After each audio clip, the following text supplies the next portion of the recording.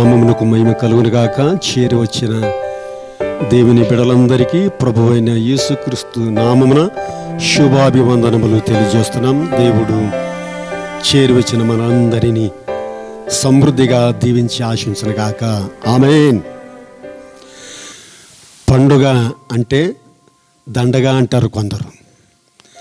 పండుగ అంటే అందరికీ సంతోషమే కదా. దండగ ఎట్లయితుందంటే డబ్బులు పెట్టి ఏదో ఆ పండుగ రోజైనా కొత్త గుడ్డలు లేక మరి ఏదో చేసుకోవడానికి స్పెషల్ ఉంటుంది కదా, అది సంతోషం. అయితే ఇప్పుడు మనము ఎవరు పండుగ ఆచరించడానికి వచ్చాము? యేసయ్య పండగ, ఆయన పుట్టినరోజు అని మనము జ్ఞాపం చేసుకుని ప్రపంచంలో ప్రతి దేశంలోన యేసయ్య పుట్టాడని పండుగ చేసుకుంటూ ఆయనను స్తుతిస్తూ గణపరుస్తూ ఉన్నారు. అట్టి వారిలో మనము కూడా చిన్న సంఘముగా చేరి ఆయనను మరి పుట్టుక తేజని మనము కూడా స్తుతించి ఆరాధిస్తున్నాం. దేవునికి స్తోత్రాలు. అయితే పండుగలలో రకరకాల పండుగలు ఉన్నాయి. క్రీస్తు పుట్టింది వాస్తవమే, చనిపోయింది వాస్తవమే, లేచింది వాస్తవమే, పరలోకమునకు కారణమై తండ్రి కుడిపార్శ్వము కూర్చొని విజ్ఞాపన చేస్తూ తిరిగి ఆయన వచ్చేది కూడా ఖాయమే అని మనం చూస్తున్నాం. క్రిస్మస్ అంటే ఏమి? క్రీస్తుని ఆరాధించే కదా. ఆరాధించుటయే శ్రేష్టమైన పండుగ అని మనం గమనించాలి. ఇప్పుడు లోకములోన పండుగలు ఎట్లా జరుగుతున్నవి, ఎందుకు యేసునామమును దూషింపబడుతున్నది అనేది లేఖనాలు మనం చూస్తే వాస్తవంగా దుఃఖకరంగానే ఉంటుంది. మనం తెలిసి కూడా నేటి దేవుని పిల్లల్లో సైతానుడుగులకు వాణి అంతా మీరు బాగా చేస్తారు, మంచిదే, నాదొక్క మాట చేర్చుకొని అలాగ చేయండి కదా, నన్ను కూడా జ్ఞాపం చేసుకొని నా యొక్క గుణలక్షణాలు కూడా కొంత జ్ఞాపం చేసుకొని మరి క్రీస్తుతో పాటు నన్ను కూడా ఆరాధించండి అని వాడు కూడా అంటున్నాడు. అలాగే వాని మాటలు కూడా చేర్చుకొని మనం ఆరాధిస్తున్నాం. ప్రియులారా, ఇప్పుడే స్తుతి పాటలు పాడేటప్పుడే మనం అంతా ప్రసంగంతా విన్నాం. రెండోది కూడా మరి సహోదరుడు జ్ఞాపం చేశాడు. దేవునికి స్తోత్రాలు. అయితే మనము లేఖనాలను జ్ఞాపం చేసుకుందాం. లూకా సువార్త 2వ అధ్యాయము 10-11 వచనాలు మనం జ్ఞాపం చేసుకుందాం. అది తెలిసిన విషయమే, వాక్యమును జ్ఞాపం చేసుకుందాం. అయితే ఆ దూత ఇదిగో ప్రజలందరికీ కలుగుబో మహా సంతోషము, సంతోషకరమైన సువార్తమానము నేను మీకు తెలియజేస్తున్నాను. దావీదు పట్టణమందు నేడు రక్షకుడు మీ కొరకు పుట్టినాడు. ఈయన ప్రభువైన యేసు క్రీస్తు. దానికి ఇదే మీ కానవాలు. శిశువు పొత్తిగుడ్డలతో చుట్టబడి ఒక తొట్టిలో పండుకొని ఇండుట చూచెదరని ఆయనతో చెప్పాను. దేవునికి స్తోత్రాలు. ప్రియులారా, యేసు ప్రభు పుట్టుక ముందే అంటే క్రీస్తు పూర్వమే 750వ సంవత్సరము ప్రవక్త అయిన యెషయా ద్వారా పలకబడిన మాటలు ప్రవచింపబడిన రీతిగా యేసయ్య మరి ఈ లోకములోన జన్మించే విషయము దేవదూతలు తెలియపరిచినట్లు చూస్తున్నాం. కాబట్టి లోకానికి మీకు సంతోషము ఆనందము కలిగజేయే శుభవర్తమానము ఏది అంటే యేసయ్యను గూర్చి చెప్పేది శుభవర్తమానము. యేసయ్యను గూర్చి చెప్పుటే శుభవర్తమానము. నేడు రక్షకుడు మీ కొరకు పుట్టాడు. ఎవరి కొరకు పుట్టాడంట? మనందరి కొరకు. లోకమంతా ఉన్న ప్రజలందరి కొరకు ఆయన పుట్టాడని దేవదూత ద్వారా ప్రచురం చేయబడి ఉన్నది. ఇది మనకు తెలిసిన విషయమే. కాబట్టి దేవుడు పుట్టాడని చెప్పుటియే, యేసయ్య పుట్టాడని చెప్పుటియే, సర్వలోకానికి ప్రచురం చేయటియే మంచి వర్తమానం. యేసుప్రభుని గూర్చి చెప్పుటే మంచి వర్తమానము కనుక మహానందము కలిగించేదంట. యేసయ్య వార్త ఎటువంటిది? లోకములో ఉన్న ప్రతి మానవునికి మహా సంతోషకరమైనటువంటి వర్తమానము. సర్వోన్నతమైన స్థలములలో దేవునికి మహిమ, భూలోకములో తనకిష్టమైన ప్రజలకు సంతోషము సమాధానము కలుగునుగా. కానీ వాళ్ళు దేవునిని స్తుతించి వెళ్ళిపోయినట్లు చూస్తున్నాం. రెండోదికి ఇప్పుడే మన సోదరుడు చెప్పాడు కదా, భూలోకములోన ఎవరెవరు ఆరాధించి 3 ఆరాధన చేసినట్లు మనం చూస్తున్నాం. కాబట్టి దేవదూతలు ఆరాధన చేశారు, కాపురులు కూడా ఆ వర్తమానమని విని వచ్చి ఆయన ఆరాధన చేశారు. మూడోదిగా జ్ఞానులు కూడా వచ్చి ఆరాధన చేశారు. ఈ విషయాన్ని కొంత జ్ఞాపం చేసుకుందాం. ప్రియులారా, పండుగ అంటే అందరికీ సంతోషమే. ఉన్నోడు లేనోడు, ధనికుడు దరిద్రుడు ఏదో ఒక రీతిగా తెచ్చుకొని మరి కుటుంబంతో పాటు ఆనందంగా గడుపుతాం. బైబిలులోన ఎక్కడైనా యేసుప్రభు పుట్టింది తేజీ ఉంది, పండుగ చేయండి అన్నది ఎక్కడైనా ఉందా అని అడిగితే మనం ఏం చెప్తాం? ఉంది అని. ఎట్లా అంటే రాయబడకపోయినా యూదుల క్యాలెండర్లు వేరా, మన క్యాలెండర్లు వేరా. మరి యేసుప్రభువు మరి కరెక్ట్ 25వ తారీఖున పుట్టినాడా లేదా అనుకుంటే అదే లూకా సువార్త 2వ అధ్యాయం 21 వచనముల ప్రకారము అక్కడ 8వ దినమన ఉంది. యేసుప్రభు పుట్టిన తర్వాత దేవాలయానికి తీసుకొని పోయి ప్రతిష్ఠ చేయుట అనేది మనం చూస్తున్నాం. ఎన్ని దినాలకు? 8వ దినము. 25 ప్లస్ 8 33 దినాలు అవుతుందా లేదా? 33 దినాలు 8 మైనస్ చేస్తే ఎన్నో రోజు వస్తుందా? 25 వస్తుంది. కాబట్టి 25 అని మరి ఆనాడు శాస్త్రవేత్తలు తమకు ఒక పండుగ కావాలని శాస్త్రవేత్తలు ఏం చేశారు? యేసుప్రభు నిజంగా 25వ తారీఖున పుట్టినాడు అని. మరి రాయబడలేదు కదా, చరిత్ర ఎక్కడున్నా రాసుకొని ఉండొచ్చు. కాబట్టి 25వ దినమని ప్రపంచమంతటా శాస్త్రవేత్తలు లిఖించి మరి పెట్టినందువలన అదే చేస్తున్నారు. ఏది ఏటికేలకు ప్రియులారా, ఇది మనం చేసుకున్నట్లో ఏమో తెలియదు. ఏది ఏటికేలకు యేసుప్రభు పుట్టాడని సర్వలోకము తెలుసుకున్నట్టుకై దేవుని యొక్క వాక్యమును ప్రకటించడానికి అనుకూలమైంది. ప్రపంచమంతట్లోన నేడు రక్షకుడు మీ కొరకు, అనేకుల కొరకు ఆయన పుట్టాడని చూస్తున్నాం. పుట్టినప్పుడు ఎవరెవరు ఆరాధన చేశారనేది కూడా మనం చూస్తున్నాం. ఇప్పుడు సహోదరుడు చెప్పాడు 3 ఆరాధన చేసినట్లుగా చూశాం. సరే, ఏది ఎటికేలుగు ప్రియులారా, నేటి దినాలలో ప్రపంచంలో ఉన్న మానవుడు పండగ ఎట్లా చేస్తున్నాడు అంటే లేఖనాలకు అనుసరించినా లేక లేఖనాలకు విరోధంగా చేస్తున్నారా అని మనం చూస్తే విమోచన కాండం అంటే నిర్గమకాండము 32వ అధ్యాయము 5-6 వచనాలు చదువుకుందాం. నేటి దినాలలో ప్రపంచంలోన మానవుడు నమ్మిన బిడ్డ పండుగలు చేస్తారో దేవుని వాక్యానుసారముగా లేదా వాక్యానికి తప్పి చేస్తున్నారా అనేది అక్కడ ఒక పండుగ చేసినట్లు చూస్తున్నాం. ఆరోను అది చూసి కట్టి మరియు ఆరోను రేపు యెహోవాకు పండుగ జరుగునని చాటింపగా మరునాడు వారు ఉదయం లేచి దానములు సమాధాన బలులను అర్పించిరి. అప్పుడు జనులు తినుటకును త్రాగుటకును కూర్చుండి ఆడుటకు లేచిరి. ఎట్లుంటారు వాళ్ళ పండుగ? ఎట్లుంది? తినుటకు త్రాగటానికి ఆడుకోవటానికి లేచారంట. ఇలా చేసినప్పుడు ఆ అధ్యాయమును మనం చదువునప్పుడు మోషే ఇది ఏమి ధ్వని అనుకొని దేవుని యొద్ద ఉన్నాడు. దేవుని యొద్ద ఆ 10 ఆజ్ఞలు అంటే 10 ఆజ్ఞలు రాసుకుంటూ ఆయన వెళితే మోషే ఏమాయినో మనకు తెలీదు. ఎక్కడ పోయినోడో సచ్చినోడో తెలీదు. మాకొక దేవత కావాలి, మాకొకరు అధికారి కావాలి, మాకొకరు మోషలాగా మా ఐగుప్తు దేశంలో విడిపించడానికి ఒక దేవత కావాలి చెయ్యమని చెప్తే ఇంకా ఆరోన్ ఏం చేస్తాడు? వారు చెప్పినట్లే బంగారు వారు పోగులు తీసుకొని అంటే ఒక యుద్ధం చేసినట్లు చూస్తున్నాం.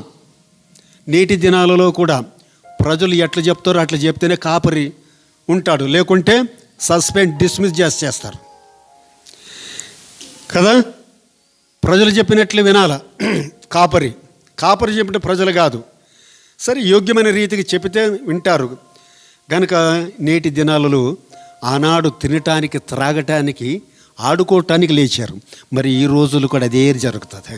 ఏమయ్యా క్రిస్మస్ వచ్చింది, ఏముందా లేదా, డ్రింక్ ఉందా లేదా, ఉంది. ఇదే పండుగ కదా. చాలా మందికి దేవుడిని ఆశాస్పదం చేయటానికి లోకముల అనేకులు క్రైస్తవులు అనబడిన వారు త్రాగటానికి లేస్తూ ఉన్నారు. త్రాగటే అదే తినటము, త్రాగటము, ఆడుకోవటము. నేటి దినాలలో డ్యాన్సులు, నేటి దినాలలో రకరకాలుగా ఏమేమో చేసుకొని చేస్తున్నాం కదా. ఇది దేవునికి మహిమ కాదా అని చూస్తాడు. దేవుడికి మహిమ కలగాలంటే స్తుతించాలి. వాళ్ళు ఆరాధన చేశారు. క్రీస్తుకు మహిమ కలగాలంటే ఆయనను ఆరాధించాలి. ఎక్కడ చూసిన నేటి దినాలలో అదే జరుగుతున్నది. తినటము, త్రాగటము, ఆడుకోవటము, అంటే డ్యాన్సులు వేయటము. అంత మాత్రం కాకుండా కానీ ఈ పండుగ ఎటువంటిది? క్రీస్తు పండుగ ఆత్మీయంగా పూర్ణ మనసుతో, పూర్ణ హృదయంతో, పూర్ణ వివేకముతో, పూర్ణ బలముతో ఆరాధించి ఈ పండుగను త్రాగటానికి, తినటానికి లేచినట్లు చూస్తున్నాం. అందును బట్టి దేవుని యొక్క కోపం రగులుకొని నాశనం చేస్తానన్నాడు. మోషే బాధపడ్డాడు. మరలా దేవుని దగ్గర క్షమాపణ పొంది ఎవరు మాత్రం చేశారో ఆ 3,000 మంది మరణించేట్లా చూస్తున్నాం. దేవునికి విరోధముగా అయిష్టమైన పండుగ చేయటం వలన ఎంతమంది చచ్చారని ఆ భాగం చూస్తున్నాం. 3,000 మంది. అదే 3,000 మంది కొత్త నిబంధనలు చూస్తే దేవుని యొక్క వాక్యం చేత, పాపాపరాధముల చేత చచ్చిన వారు మారమనసు పొందటం వలన ఏం కలిగింది? రక్షణ కలిగినట్లుగా మనం చూస్తున్నాం. మంచిది ప్రియులారా, ఇప్పుడు మనం ఇవన్నీ డెకరేషన్ చేశాం. మరి ఈ దేనికి డెకరేషన్ చేశాం? దీంట్లో కూడా ఒక పాఠం ఉంది. దీంట్లో కూడా ఒక పాఠము ఉంది అని మనం తెలుసుకోవాలి. ఇప్పుడు పచ్చకి చెట్లు పెట్టారు. మనం ఎట్లుండాలంట? ఒక కీర్తన గ్రంథం 1వ అధ్యాయం చూస్తున్నాం. పచ్చగా నీటి కాలువలు ఎవరు నాటబడిన చెట్టు వలె పచ్చగా ఫలించాలి. ఫలించటానికే మనకు ఉంది. దేవుని పిల్లలు మనము ఆరాధించే వారమైన మనము ఎట్లుండాలి అంటే ఈ పండుగ దినం కాదు, ఎల్లప్పుడూ నీటి కాలం అంటే వాక్యం యొద్ద ఉన్న చెట్లు అంటే వాక్యము చదువుతున్న బిడ్డలు, వాక్యమును అంగీకరించిన బిడ్డలు పచ్చగా ఫలించాలి నా బిడ్డలనే దేవుడు తన వాక్యము ద్వారా హెచ్చరిస్తూనే ఉన్నాడు. తన వాక్యము ద్వారా తడుపుతున్నాడు, వాక్యము ద్వారా బలపరుస్తూనే ఉన్నాడు. రెండోదిగా పత్తిని మనం చూస్తున్నాం. ఈ పత్తి ఎట్లా నల్లగుందా? అవును. మన జీవితము కూడా యేసయ్య ఎటువంటి వాడు? పరిశుద్ధుడని ప్రతి గానముల చేత రాత్రింబగళ్ళు పొగడబడుతున్న దేవుడు. ఆయన నమ్మిన పిల్లలమైన మనము కూడా నీతిగా, నిజాయితీగా, పరిశుద్ధత కలిగి బ్రతకాలి నా బిడ్డలు. అట్టివారి పరలోక రాజ్యములు నాతో పాటు యుగాయుగముల వరకు ఉంటారు అనడానికి దేవుడు మనమును ఈ పత్తిని చూసినప్పుడు మనం నేర్చుకుంది ఏమిటంటే, నేను నీతిగా బ్రతకాలి. గనక సంవత్సరములు గతించిపోతున్నవి, పండుగలు వస్తున్నాయి, పండుగలు పోతూ ఉన్నవి. అయితే మన బ్రతుకు కూడా మారలేక ఉంటుంది. ఇంకా సమాధానం కలిగే ఉన్నాం. మూడోదిగా లైట్లు చూస్తున్నాం. ఎందుకు? యేసయ్య ఏమై ఉన్నాడు? వెలుగై ఉన్నాడు. ఆయన నమ్మిన పిల్లలు మనము ఎలాగుండాలంట? వెలుగు బిడ్డల వలె ఉన్నది. కొందరు వెలుగునొద్దుకు రారు. లోకంలోనికి వెలుగు వచ్చిన కానీ చీకటి దాన్ని గ్రహించలేదు అంట. ఎందుకు గ్రహించలేదు? ఎందుకు వెలుగునొద్దుకు రారు అంటే, ఆ వెలుగునొద్దుకు వస్తే యోహాను సువార్త 3:18-19 చూస్తే, తమ క్రియలు చెడ్డవైనందున వెలుగునొద్దుకు రారంట. వెలుగునొద్దుకు వస్తే బ్రతుకంతా బయటపడుతుంది కదా, అందుకే మనుషులు వెలుగునొద్దుకు రారు. గనక మనం ఎంత అదృష్టవంతులము.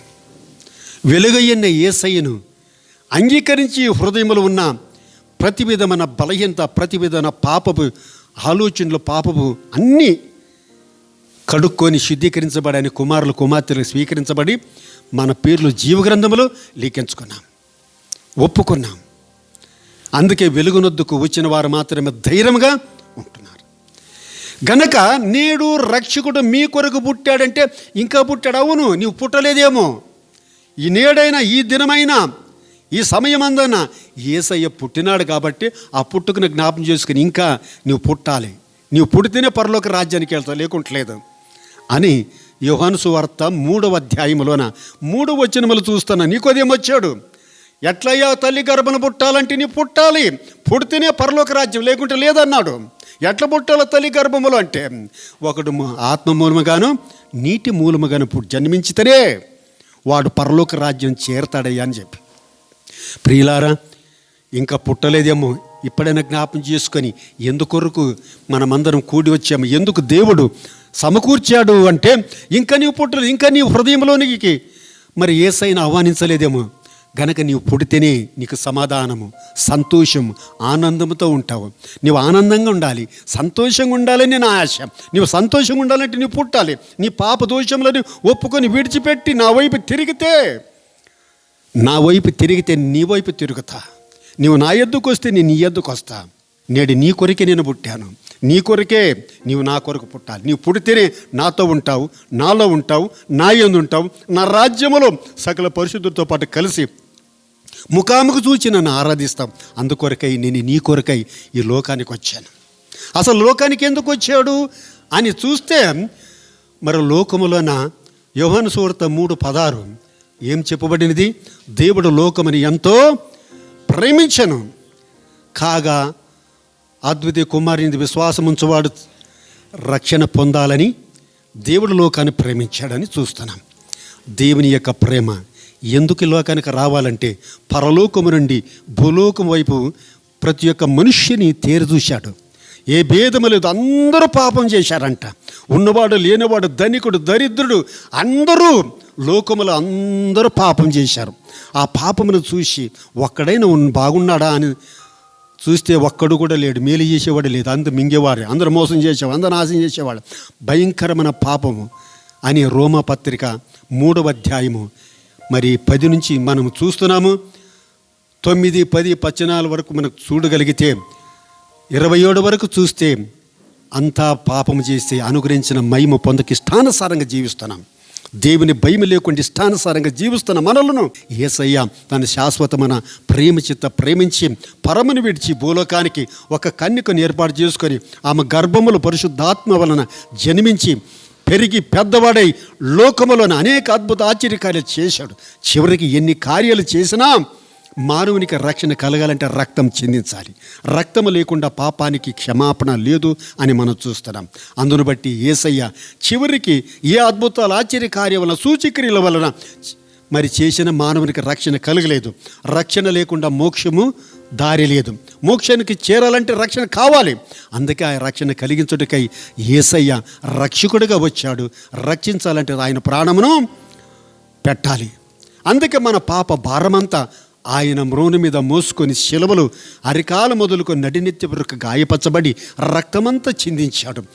రక్షణని సిద్ధపరిచాడు. ప్రభువా, వీరేమి చేస్తున్నారు ఎరుగరు, క్షమించమని మన పక్షంగా విజ్ఞాపన చేశాడు.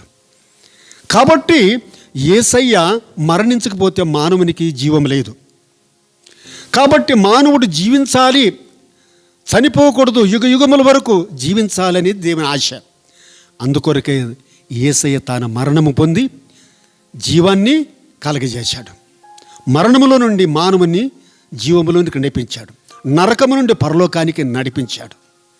చీకట్లో నుండి అత్యేకరమైన వెలుగులోనికి నడిపించాడు. ఎవరిని? నమ్మిన వారిని, విశ్వసించిన వారిని, రక్షణ పొందిన బిడ్డలకు ఆ భాగ్యాన్ని దేవుడు మనకిచ్చాడు. దేవునికి స్తోత్రాలు.